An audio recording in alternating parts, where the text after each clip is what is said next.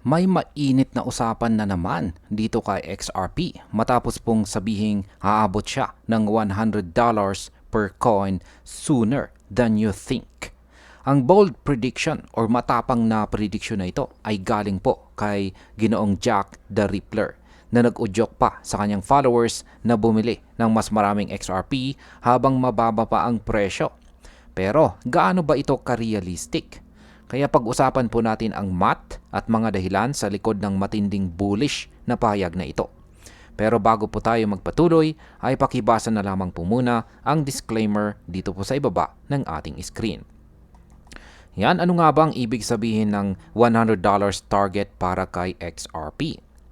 So ngayon sa XRP po ay nasa presyo na $2.99 at may humigit kumulang 59.61 billion na coins sa circulation. Ang kanyang market cap ngayon ay nasa $178 billion. Kung umabot po sa XRP sa $100, aakyat ang kanyang market cap sa halos $5.96 trillion. Ibig sabihin ay lalampasan po niya ang kabuang laki ng buong crypto market na nasa $4 trillion ngayon at pati market cap ng Apple na nasa $3.5 trillion. Malinaw po na napakalaki ng kinakailangang kapital para maabot ito. Ang ganitong target ay posible pong magdulot ng hype sa market pero maaari rin itong magbigay ng sobrang mataas na expectation. Ngayon ay ano nga ba ang dahilan ng bullish prediction na ito? Sabi po rito ni Jack the Rippler, ang kanyang optimism ay dahil po sa tatlong mga bagay.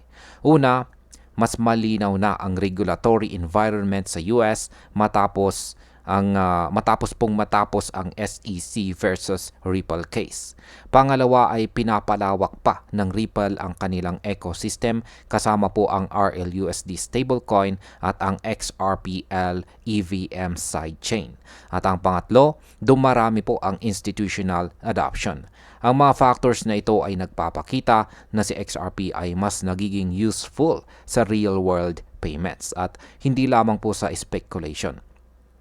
Ang epekto po nito sa presyo ay maaring magtulak ng gradual na pag-akyat lalo na kung patuloy ang pagpasok ng mga institutional buyers. Ngayon, realistic ba talaga ang pag-akyat ng XRP sa presyong $100?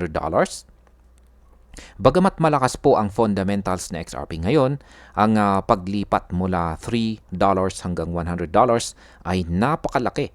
Kakailanganin nito ng massive global capital inflow at mataas na liquidity para ma-sustain ang market cap na halos $6 trillion.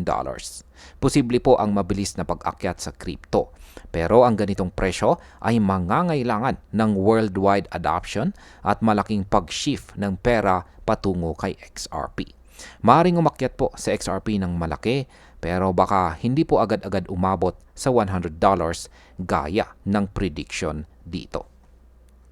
At bilang panghuli, ang opinyon ko naman tungkol dito ay ang prediction na $100 ay isang matapang na pahayag na nagbibigay ng pag-asa para sa XRP community. Totoong malakas po ang case ni XRP ngayon dahil sa regulatory clarity at pag-expand ng Ripple products. Pero bilang investors, kailangan nating tingnan ito ng realistic or makatotohanan. Magandang indicator po ang bullish sentiment pero dapat pa rin po tayong maging handa sa volatility at huwag po tayong umasa na maaabot agad ang presyong $100. At hanggang dito na lamang po tayo sa video na ito mga ka-crypto. Maraming salamat sa panunood.